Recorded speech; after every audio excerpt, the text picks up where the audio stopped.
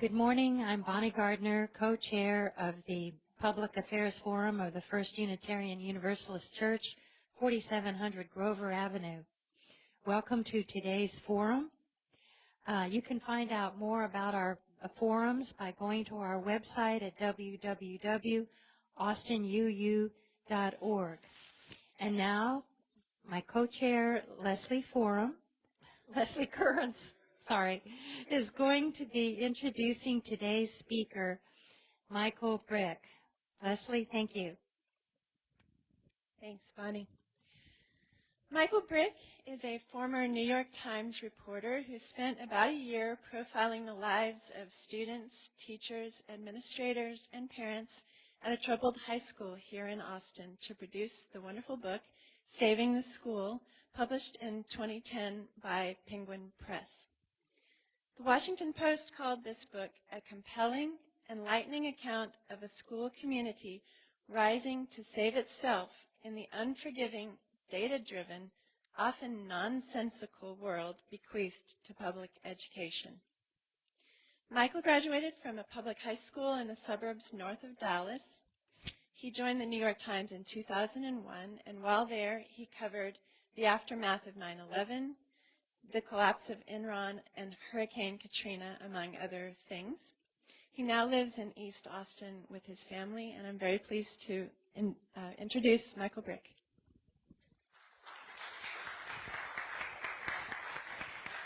Thanks, Leslie.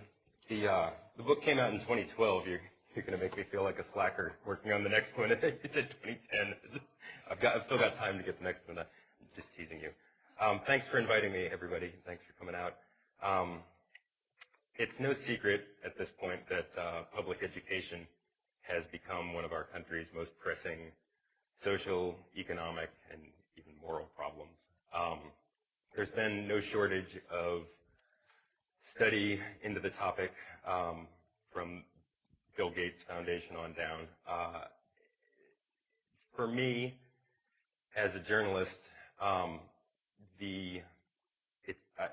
or as a reader even, I find it easy to get kind of lost in the statistical abstraction and policy speak. I'm inspired by works that delve into the lives of real people, sort of living out the end game of public policy. Books like Random Family by Adrienne Nicole LeBlanc and Friday Night Lights by Buzz Bissinger that just take the time to delve deep into human lives and see kind of where all the numbers translate. It's one thing in education, for instance, to say that a certain percentage of English language learners and poor kids and special education students are gathered in certain struggling public high schools. It's another to go in and really just kind of get to know those people for a long enough amount of time that you can't blink. And even when you do blink, the situation still looks like what it looks like, and there's no denying it. With that in mind, in the summer of 2009, I started watching the headlines play out at Reagan High School in Northeast Austin. Reagan, by that point, was listed academically unacceptable by the state's mathematics 4 years running. The state education commissioner had sent a pretty clear signal that there would be 1 year to raise scores, or else that's it, and the place would be shut down. As a storyteller, I saw that 1 year deadline as a ticking clock. There's a couple of elements you need to tell to sort of tell a story that takes people into a world they might not otherwise get to see. That ticking clock is a really good one. It's a narrative drive. It's a reason to keep turning the pages to sort of see if they make it. But more importantly, you need characters that that can take you into that world. People that you're going to want to stick with for 200 or 300 pages. So the first person I met in preparing to write about Reagan High was the principal, Annabelle Garza. I figured she's the woman at the forefront of trying to save this place, and the pressure's on her. And if she's a compelling character, then we can move forward. So we sat down and talked, and Annabelle told me a good deal of her really compelling life story. In our first meeting, she'd grown up in Brownsville. She had lost her husband, who was a real hotshot police officer, and by hotshot I mean he won a lot of awards. Everybody wanted to be his partner. He died when he was in his mid-20s, and she had kind of overcome that, raised their son, gone to school at night, and gotten the credentials to be a principal, and had kind of gone for years and years through the public school system, trying to get to the place to a sort of a leadership role. And when it finally came up, it was this school that was in deep trouble. Annabelle struck me as a real dynamo, one of the most open-spirited people I've ever encountered, and with a catch. She lets just about anybody into her life, but once you're in, she holds you to certain expectations, and that goes for the students that she considers herself to work for, and for the teachers who work for her. I'll just read you the passage that sort of introduces Annabelle at the beginning of the book. We pick up here on the first day of school in August of 2009. Annabelle Garza made a visor of her right palm and squinted across the parking lot. The lightheaded feeling had not yet come on, and neither had the day-long headaches, the sluggishness, and the photosensitivity. By October, she would check her blood pressure and see the toll all this was taking, and go to the doctor and join a boot camp gym and start swallowing supplements. Iron deficient at 47. Didn't that happen to teenage girls? Annabelle was full-figured, nothing to be ashamed of after 2 kids on a 5-foot frame. She had raven hair, a husky voice, and skin almost light enough to pass for white. She did not eat much, but when she ate sweets, the good fried sopapillas dusted with confectioner's sugar and plated with silver-serving plastic containers of honey at the La Palapa Cantina across from the high school, or the miniature Kit Kats and peanut butter cups she served in her office to keep the students alert during the Friday morning meetings where they talked about saving the school. Saving the school was the way everybody else described her job. She described it as educator, police officer, nurse, psychiatrist, counselor, custodian, translator, gang unit, parking lot attendant, gardener, and firefighter. It paid $107,000 a year as long as it lasted. It came with a $40 cell phone allowance, so there was that. Some days she told people saving the school might be a fool's errand, a setup even. 6 other principals had come and gone in as many years, and she was never exactly the darling of the district administration. And maybe that was the point. You wanted to be a principal, Annabelle? Well, here you go, Mamacita, Reagan High. After talking with Annabelle, I went back and looked into, spent a considerable amount of time at the Austin History Center down here, connected to the Henry Falk Library, and educated myself both on the history of Reagan High in particular and the public schools in East Austin in general. Reagan was founded in '65 as the pride of the city. The school won 3 state football championships, 5A, 2 of those back-to-back in the '60s. Over the course of less than a generation in this country's history, it went through the demographic and economic shifts that brought it first to become the sort of pride of black East Austin as white flight took hold, and then eventually after black flight, which looked a lot like white flight, a pretty sorry state with terrible graduation rates, terrible test scores, terrible sports teams if there were any to speak of, drama clubs and choirs and things that pull a high school together and make it the center of a community were were either non-existent or were really faltering. And what I would eventually watch Annabelle do over the course of the year was two things. And I'll start with a caveat that my book doesn't have the answer to fix public education. I mean, I would probably argue that the answer to fix public education is sitting right in front of all of us that in this country and that we're kind of in denial about. But what the story of Reagan High does is shows readers the best that our brightest and most devoted teachers and educators can do in the system we've set up for them and for our kids. And over the course of that 2009-2010 school year, Annabelle did two different things, both of which I would argue were equally important. The first was scrambling to bring up test scores, which included bringing in tons of tutoring, partly the kind you pay for and a lot the kind you get for free when you engage the community.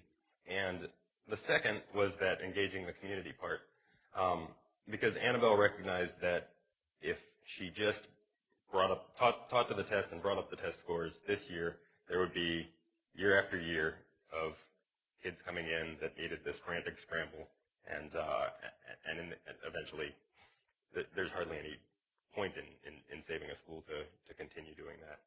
So to engage the community, one of the most important things she did was recognize that proud history still lingered in a lot of people. There were people who were going to Reagan High because they didn't have much other choice. But there were also people going to Reagan High because their parents, or their aunts and uncles went there, or their big brothers went there, and there were still a significant amount of people who remembered those football championships and the madrigal singers and the choir that toured Europe and were willing to kind of embrace that spirit and come together to revive the school, at least for the time, if not save it permanently. The second character I knew I needed to find was a teacher, and when I started asking around, I knew I wanted either a science or math teacher to follow over the course of the year, because that was where the scores needed to come up the most. That was where the most pressure was. And everyone I talked to said, you have to go talk to Candace Kaiser. So I'll read you sort of how we meet Candace again on the first day of school. She'd been awake half the night praying on it. The video she'd finished editing at a coffee shop early that morning, queued up from her laptop to the overhead projector, was supposed to make these kids look beyond their own concerns. Still, she had her doubts. Maybe she was in over her head. There was always the medical school idea. Dr. Candace M. Kaiser, pediatrics. It sounded nice, helping kids and getting tangible results and even getting thanked. Or maybe she'd just go back to nannying. That had been one way to use a degree in human development, all right, building a resume full of accomplishments such as carried out developmentally appropriate activities that centered around the children's interests, earning references from corporate lawyers / guilt-ridden moms who could afford the services of a glorified babysitter with a higher education and the student loans to show for it. Nannying had always left plenty of time to party and some to volunteer, with College Bound and then with the Red Cross after Katrina, enough at first to satisfy her craving for something she was still trying to define. And the work? Sometimes all you had to tell a toddler was, use your words, and the lines of communication would open right up. Magical compared to spending her whole day enforcing the 3 rules so important and yet apparently so impossible that she had to post them in big block letters on her classroom wall. Be on time, be respectful, no electronics, ever. Candace had one big concern when we sat down to talk, and that was her, at the time, rapidly evolving Christian faith. Now, I went to high school in North Dallas, and I lived about half, at least, of my adult life in the Northeast, and I know there are different attitudes about Christian groups that work in the public schools. So Candace was and is involved with groups like FCA and Young Life that go into the schools and do volunteer work and invite kids to drug-free gatherings, those sort of things. And when kids express an interest in getting further into Bible study, well, they're there to facilitate that. And Candace, of course, was worried about how this was going to be perceived by a national audience. And I figured, if you're here working in this place that so much of the rest of society has abandoned, something has to have brought you there. For Annabelle Garza, it had been her sort of personal passion for these kids and the tragedy she'd overcome in her own life. And for Candace, if it was Jesus, then fine. Let's talk about that. Let's deal with it head on, and let's lay it all out there in the proper context, and let the chips fall where they may.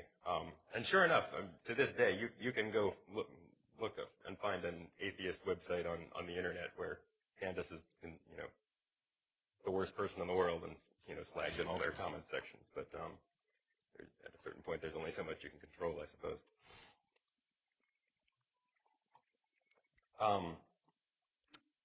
On the first day of school, after spending time with Annabelle and a significant amount of time in Candace's class, I was wandering the halls, and a guy stopped me and said, "Hey man, I know you're from the TEA, which is the State Education Agency.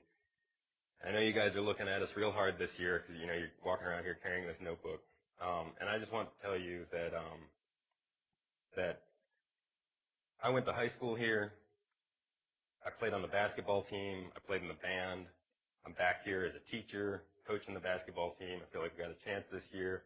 There are people here who really care about this place, and it's more than just numbers. And I hope you guys will really give us a chance when the numbers come back." And I said, "Well, actually, I'm not from the TEA. I'm a journalist. I'm planning to spend the whole year here doing this, writing this book about the effort to turn the school around. And you, sir, just passed the audition for adult character number 3. This was Derek Davis, who is still the basketball coach and a great social studies teacher. I'm going to read you a little bit, 2 passages here that introduce both Derek and his star player, who becomes arguably the most important character in this story as it goes on, a junior on the basketball team named Jaquarius Daniels. D. Davis will save us. D. Davis will save us. In the back of his mind, Derek Davis could hear it still, rising from these same wooden bleachers, resounding off these same Columbia blue and white cinder block walls, carrying across 2 decades from his own high school triumphs. He could still see the crowds, the parents and the girls, chanting. He could still feel that couplet's lazy rhyme. Save us, Davis. Save us by the grace of the jump shot handed down as your birthright, the quest of a hood legend, prodigal son of the East Side. At the moment, Derek wasn't looking too salvational. Antsy, more like. He was standing in front of the bleachers, twirling a whistle around his wrist, shifting his weight from left to right, right to left, giving the boys a minute to settle down. Squint, and he could almost be one of them, 175 pounds, filling out the 5-foot, 11-inch frame he'd trained to elevate, aim, and, legs together now, pebbled leather rolling across the index finger, release. Team photos from his own senior season at Reagan looked like somebody had launched a harpoon with mild acne through a blue Raiders jersey. They'd called him Little Pee-wee because of his dad. Even now, with the class of 90's 20th reunion approaching fast, Derek could still rock a newsboy cap and sneakers with a gray linen suit. But his 30s were ticking away, no denying that. The NBA had never called, the hip-hop labels had never called. Now his fallback job was on the line, and nobody was calling him Little Pee-wee anymore. These boys called him Coach. He watched them tie their shoes, these almost men, his not quite 24 prospects turned out for basketball class on the first day of school. They knew what people were saying about Reagan. They knew the stakes. They knew what 1 year meant. Why pile onto that? As things stood, there were just enough heads to round out varsity, JV, and freshman squads if he didn't make any cuts. And he wouldn't, of course, make any cuts. Derek had been recruiting these boys almost half their lives. They were sixth graders the year he started coaching at Reagan in 2003, playing together as the Pirates of Pierce Middle School and off-season AAU. Most of them had deep roots on the east side, but Reagan was a hard sell that year. As these boys and their parents and the whole country knew, 2003 was the year of the stabbing, the year Reagan High reasserted itself into national headlines, this time as the place where a 15-year-old girl called Ortrala Mosley was attacked by her estranged boyfriend. The incident cost Ortrala her life, the estranged boyfriend a 40-year prison sentence, the district hundreds of thousands of dollars in legal settlements, and the school newfound notoriety as the setting for an episode of America's Most Wanted. In its immediate aftermath, a pack of lawyers commissioned to examine the state of affairs at Reagan found elevated levels of aggression, inconsistent disciplinary enforcement, and, in a deflating bit of understatement, quote, a limited degree of positive school spirit or attachment among students, parents, and staff. So recruiting wasn't easy, but Derek hadn't seen much other choice. Recruiting was the new way. The old way was, you go where your big brothers and sisters went, because that's where you live and where you're from and where your friends go, and part of who you are and what you're becoming. Derek had gone to Reagan because there was nothing finer you could wear to Highland Mall on a crisp Saturday afternoon than a Columbia blue leather jacket, and also just because of the map. It wasn't the old way anymore, not in the crumbling inner rings of the first American suburbs. Not since Garnett and Kobe and LeBron made high school the new proving ground for the draft. Not since Division I colleges started offering delayed scholarships to eighth graders. And not since education reformers started singling out schools, quote, identified for improvement. His first month on the job, Derek got in tight with Marlon Vincent, a junior playing center on the team. Marlon was manifestly gifted. Even after skipping freshman ball, he'd made the varsity as a sophomore and right away started dunking on the big white boys out at Westlake. He was a loyal and generous teammate, too, the kind who would recite all the other players' names when a sports writer from the local paper came around. But more important, Marlon had a little brother, Malcolm, a double-digit scorer who was on his way to regional all-star selection. Malcolm wasn't necessarily better than Marlon, but that wasn't the point. Prevailing upon Marlon to stay meant acquiring Malcolm and all his little homies. It meant reasserting the traditional order of things. You go where your people went, the neighborhood school. You build something together, and that thing builds something in you, too. And Derek's plan worked at first. Marlon and Malcolm won his program some respect, threw a scare into arch-rival LBJ High, competed for the district title, and gained a postseason entry. But the next year, parents started getting letters home from the district. The No Child Left Behind Act, Public Law 107-110, school improvement status, adequate yearly progress, the option to request a transfer of your child to another public school within the district that is not identified for school improvement status. Malcolm promptly transferred to LBJ, a betrayal Derek had to take with the cold comfort of knowing that the Vincent family supply of untapped basketball potential was running low anyway. The next few seasons were a slog. Derek dragging his players out to get their asses handed to them not just all over town, but on the road in Houston, Lamarck, and even Elgin, a semi-rural outpost better known for barbecue-oriented tourism than for sports.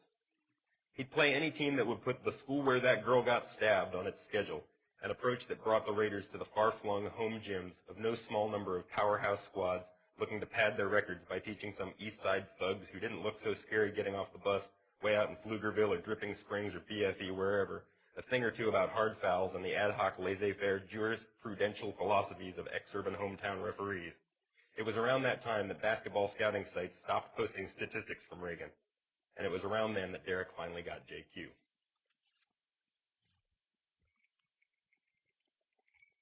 So here's Jaquarius. Jaquarius Daniels took his place on the bleachers. The other boys made room. A junior 3 weeks shy of his 18th birthday, Jaquarius was about the biggest kid in the school, 6'5", with a full-grown weightlifter's physique and a fluid athleticism. He was used to being accommodated. He was used to being watched. For Jaquarius, high school was passing in an orderly rotation of seasons, from football to track and back to football, his own true love. Settling into fourth period basketball class on the first day of school, months before any actual basketball games were scheduled, with a full autumn of football spread out before him in the meantime, Jaquarius projected ease. Everywhere he went, Jaquarius projected ease. Disarming ease, uncanny ease, and sometimes otherworldly ease.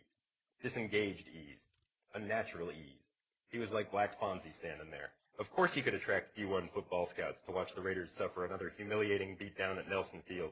He was JQ. Of course he could walk down the hall holding the hands of two girls at once. He was JQ. Of course he could improvise sound bites every time the local paper sent a junior sports writer out to find some uplifting good news from the East Side school that was going to get shut down. He was JQ.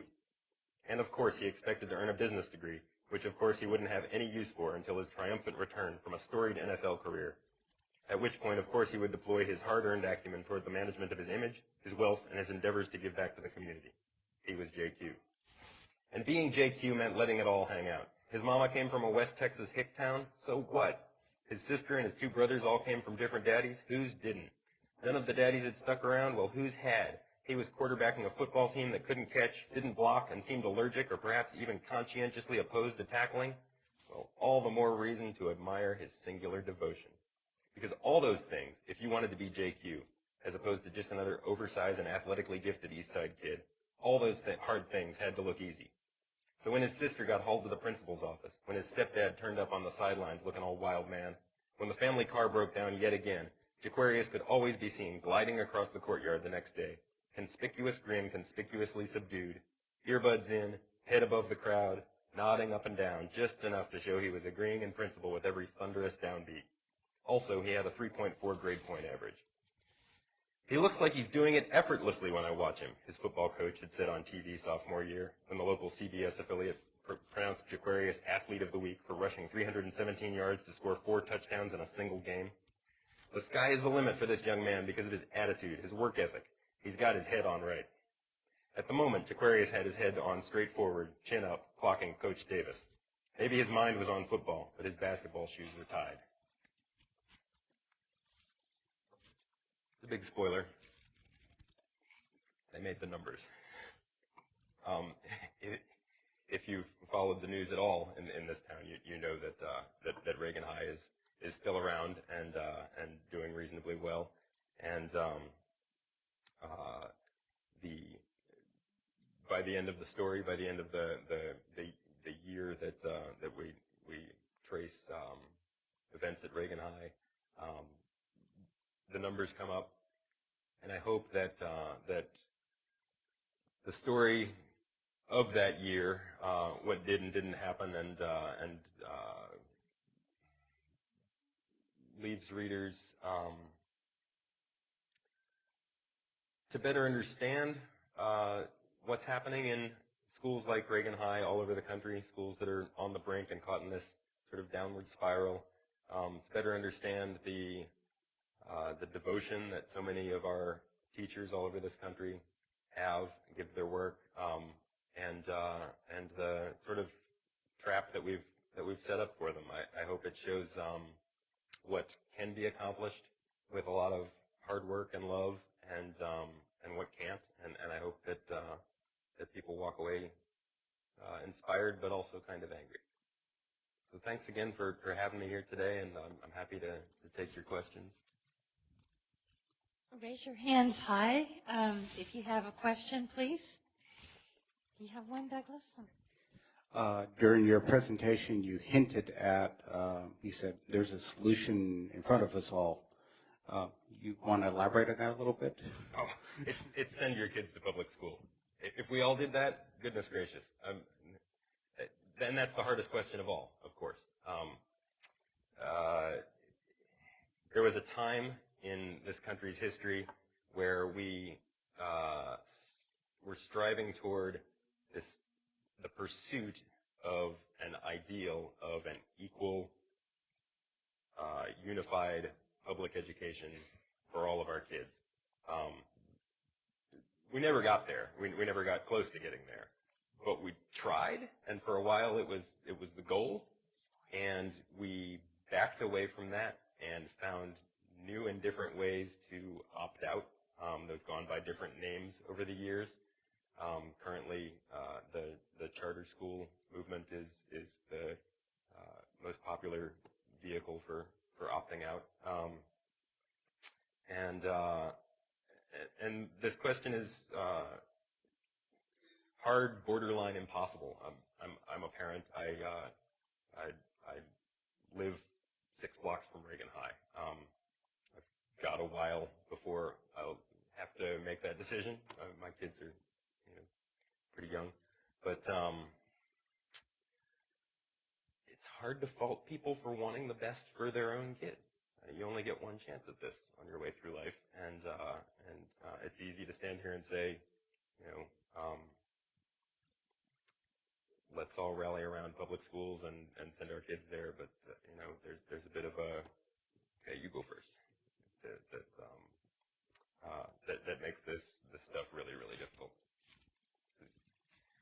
It's a good question. We have a question from Pat Beulah. I am concerned about accountability for sure, but I'm concerned about the amount of testing that goes on. And would you elaborate on that in your personal opinion? My personal opinion is that tests are good and standards are good. I wouldn't want to send my children anywhere where we didn't check to see what they're learning, and we didn't hold them to standards of advancement and improvement every year. But I think I don't think there's such a thing as a rule you can't follow out the window, and I think we've put at the very least enough emphasis on standardized test scores in this country, to the detriment of things like critical thinking, all of the. I don't want to elevate one above another. Obviously, there's a bit of sports in the book, but not just sports, but music and drama and the school newspaper that did me some good. All of these other things that make a school the proud center of a community, but also, more importantly, make a school the place that people want to be, that kids want to go to. It's hard to fault kids for not wanting to get up and get on a bus to go to a place where they drill test prep questions all day long with no respite. We have a question here from Libby Roach. Rock, sorry. Strange. As a 25-year teacher in high school as well as lower grades, I wonder if that year that you were in the schools gave you an insight into what it is, what that sterling quality is in a teacher, where they can not only hold the interest but the respect in their students and get the most success for lifelong learning. And also, did you see a way to involve parents that worked in this neighborhood? That's a great question, Libby. I would tell you the primary thing I learned was very quickly was that I couldn't do it. Just holding the attention of a classroom full of, my hat's off to you for doing that for 25 years.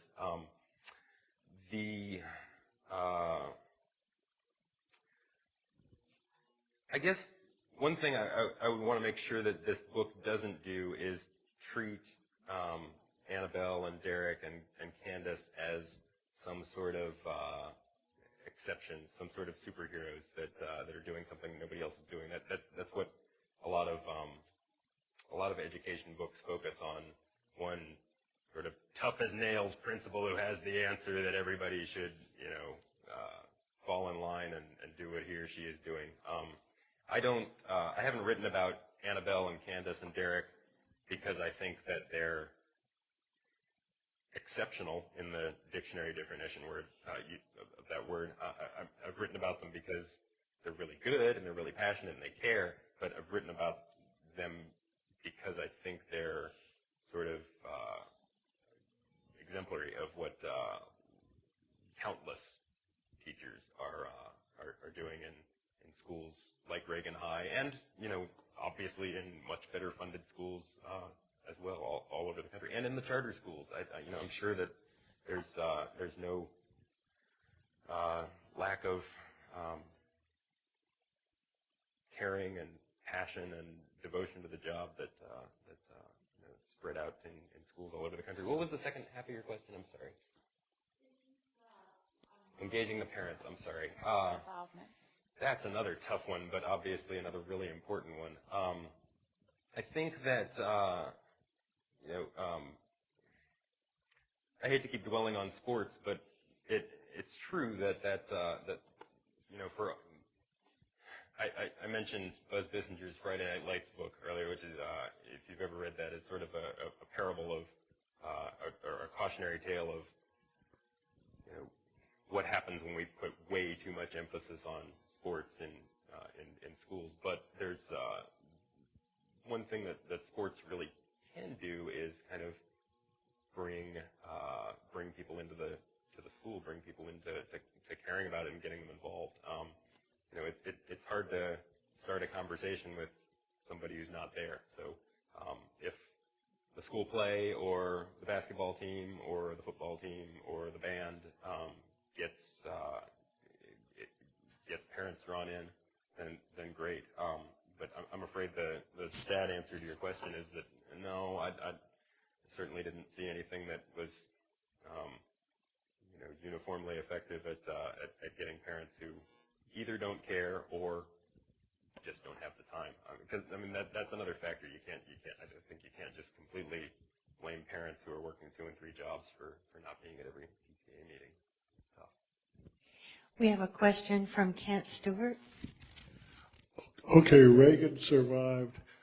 If in your year observing them, what was the one thing that stood out as helping it to be a success?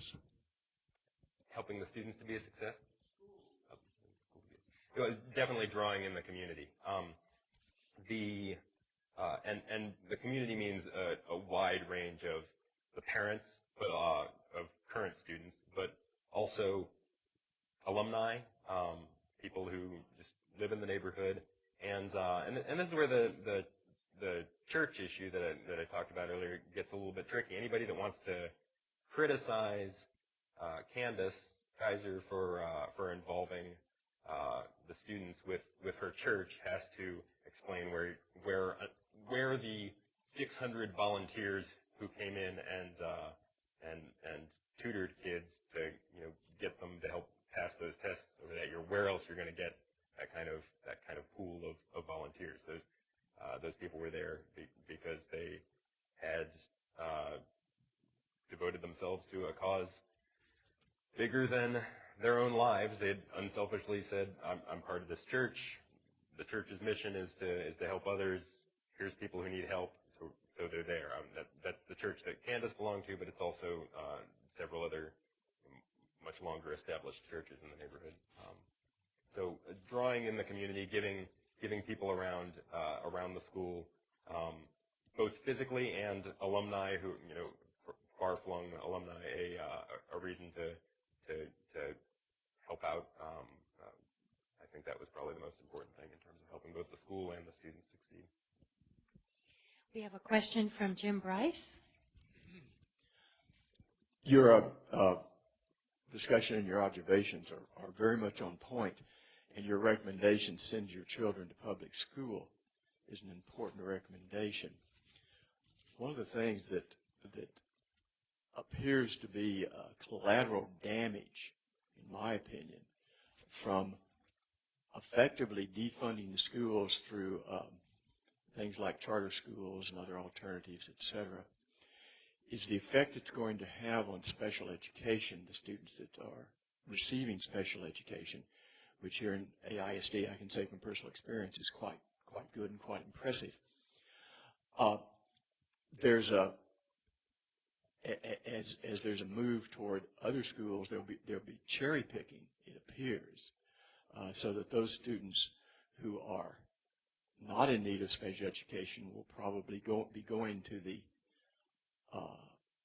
other schools, the charter schools or what have you, alternatives, and what would be our public schools will be left more and more with students who need that level of education or special area, or perhaps schools that have bad and difficult poverty and family backgrounds, such as Reagan had to some degree in its population. So I'm wondering what observations you made while you were there on the effectiveness of special education and how that worked in the difficult circumstances Reagan was in during this time. That's a good point. I think that people who follow education and education reform policy are pretty well aware that these kinds of schools are disproportionately burdened with new English language learners and poor kids. And one thing that gets overlooked a lot is that they're also weighed down with special education, which is, as you know, an extraordinarily broad category, ranging from blind kids to Down syndrome to violent behavioral disorders. That's a lot to throw under one roof, even if it wasn't just disproportionately at this one particular school. I think that, yes, from my own personal observations, well, Annabelle being Annabelle, she took a lot of that responsibility, arguably too much, on her own shoulders. There's a scene in the book where she spends half an hour or so tracking down a kid who's convinced that only the principal can fix a small problem with his lunch ticket.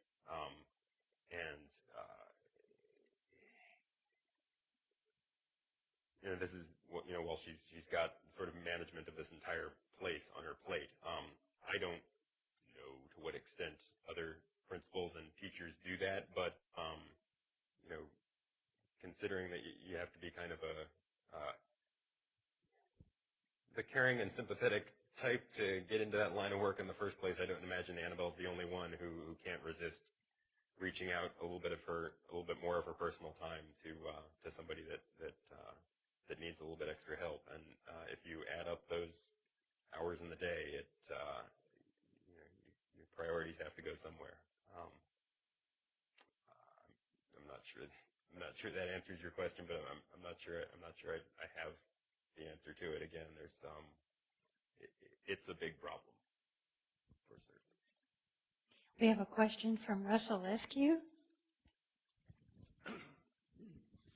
Teachers, firefighters, policemen are being laid off.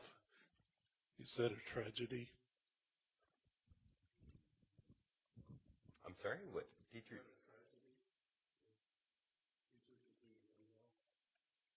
Wow, tragedy is a big word. It's not a good thing, that's for sure. Do we have any more questions? Would you raise your hands? Okay. Douglas? I'd like to get your ideas on some of this high-stakes testing that's going on right now. Certainly when I was growing up as a kid, there were exams like SATs, et cetera. And I think that's certainly appropriate to have some level of testing. But I have two concerns about the current test methodology. One is these private tests that are being generated in Texas, and I wanted to see what you thought about that versus just using nationally standardized tests. And the other is basically this whole idea of teaching to the test and what that means in terms of kids' overall learning. Teaching to the test was the big dirty word in the debate 25 years ago, and I think that the teachers' unions who were the ones who were appalled at first have really come around on, and I'm not necessarily saying that's a good thing, but it's gotten to a point where if you talk to people in education, even in the unions now, what you will hear is, okay, this is the game, this is the test, so our choices are to not do it and have the whole school fall apart and have these kids wonder where they're going to go next year, or incorporate it the best we can into a more holistic approach to learning, where we get the kids to know what they need to know and use whatever remaining time we have to actually talk about science. I'm going to briefly editorialize. The teachers that I know are so overburdened. Not only are they asked to teach kids, they're asked to be mental health professionals, policemen, do a lot of administrative duties. I think that the job description for teachers has become quite unrealistic. Would you comment on that? And they're spending probably 15, 16 hours a day trying to do the work that needs to be done. I see teachers as one of the most self-sacrificing professions, and I think the whole system needs to be restructured such that there needs to be maybe more administrative support for teachers instead of delegating administrative tasks to teachers. I'm afraid more support isn't what seems to be in the offing. As you probably know, the federal government's plan to fix the public education system revolves a lot around doubling down on standardized testing, encouraging policies that rate individual teachers by their students' test scores. I agree with you wholeheartedly that our teachers are overburdened, and in a lot of cases and in a lot of ways with work that doesn't make a lot of sense and doesn't pursue what we generally think about when we use the word education. But I don't see things on a path toward getting better anytime soon. Okay. Gary Bennett, a retired teacher. Yeah, I spent 32 years teaching, not in Texas, but mostly in a district that started off as being one of the best in the country, and before I left was overtaken by the test mania and the whole fiasco that No Child Left Behind has become. But what I actually wanted to do was address an earlier comment about what a principal should be doing with his or her time. I experienced both in this particular school. I had a principal who was never visible, except in a narrow path in the hallways between his office and the faculty cafeteria, where he would talk with the coaches, and it became a joke to the students. And eventually, he was followed by a principal who not only spoke constantly to the students, but patrolled the halls and modeled the behavior that he wanted both teachers and students to behave. He would stop wherever he was going, which was important, no doubt, an important destination. He would stop and pick up a piece of trash and put it into into a nearby litter box. And the results, the differences between these two types of principling really can't be described in a management textbook. But it was enormously different in morale for students and teachers, and I think the effectiveness of the school. I'm glad you had that experience. That's certainly what a leader should be doing.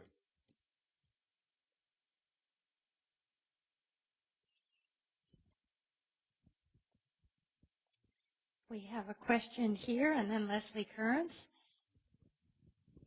I'm Peggy Stewart. Is it always in the best interest to struggle to keep a school open, as we did with Reagan? When they're shut down, when children are reassigned, does that seem to work better for the kids? That's a good question. I mean, always is a really tough word, right?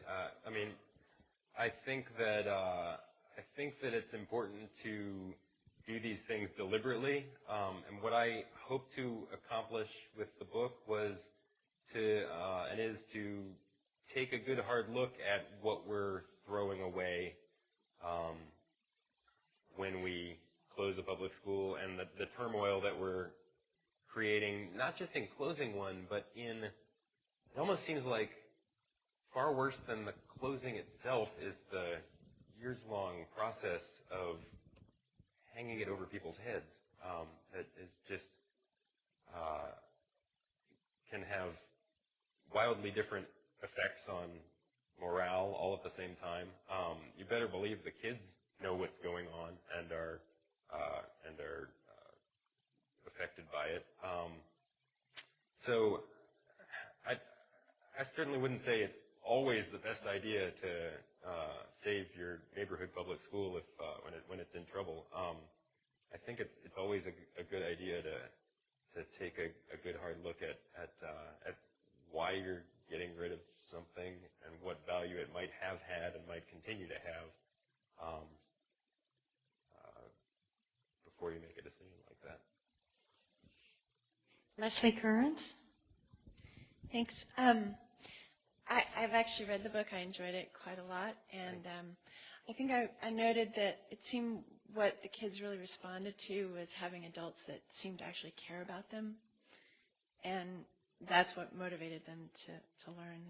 That's one thing. And then I wanted to ask you if you plan to do any type of follow-up on Reagan and/or what else you might be working on.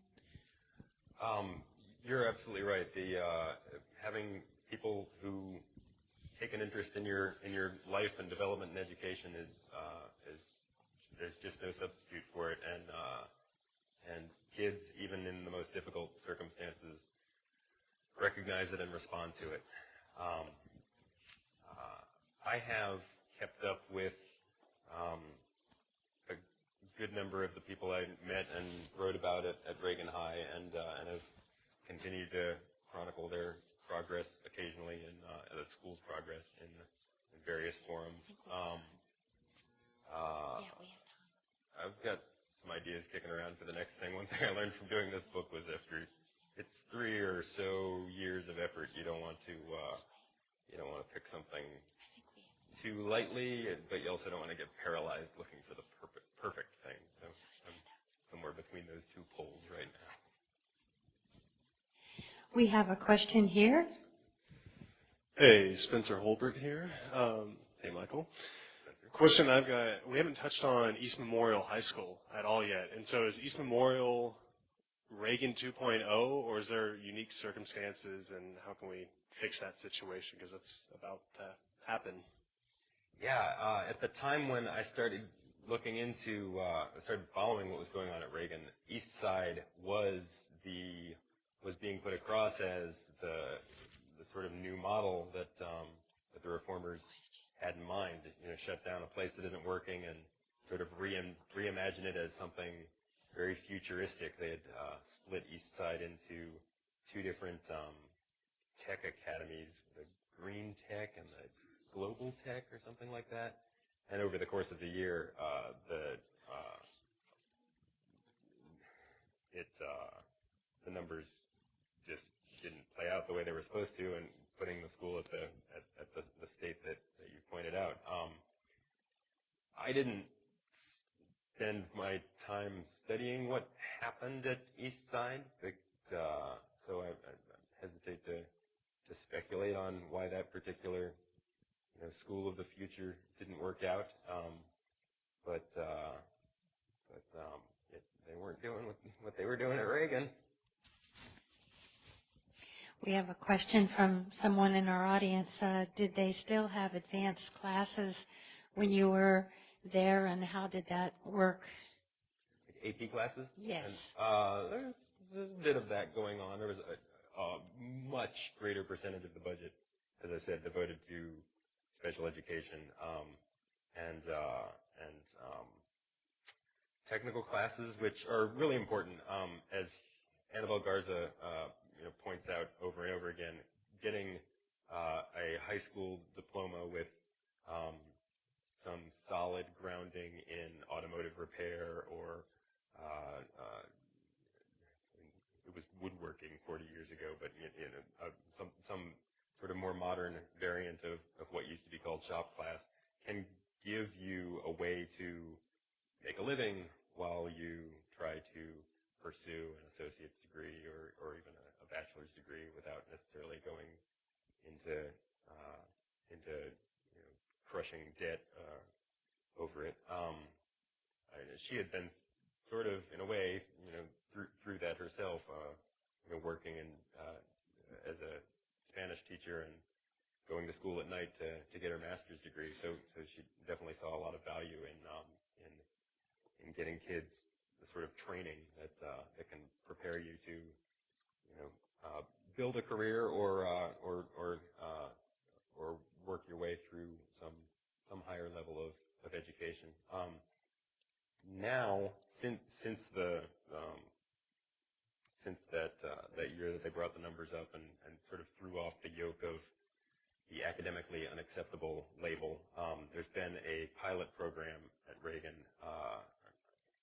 Probably shouldn't call it a pilot program, but there's been a kind of experimental program at Reagan where kids can earn up to 60 college credits while they're still in high school, which is a lot more than AP used to offer when we were going to school. And that, as you know, the situation with tuition for higher education and the kind of debt that people get burdened with through their whole lives has gotten to be such a huge problem that the ability to earn, not even if you don't earn 60, but the ability to earn some college credits on your way toward an associate's degree while you're still in high school is a huge opportunity. And of course, Michael Brick has copies of his book here if you're interested in taking a look. And he also may be available for a few minutes after your talk to those of you who may want to offer further ideas or have questions. And we want to thank you again for taking your time on a Sunday to come and talk with us. It's a great topic, a very timely one. So thank you again, and let's give Michael a big hand. Thank you.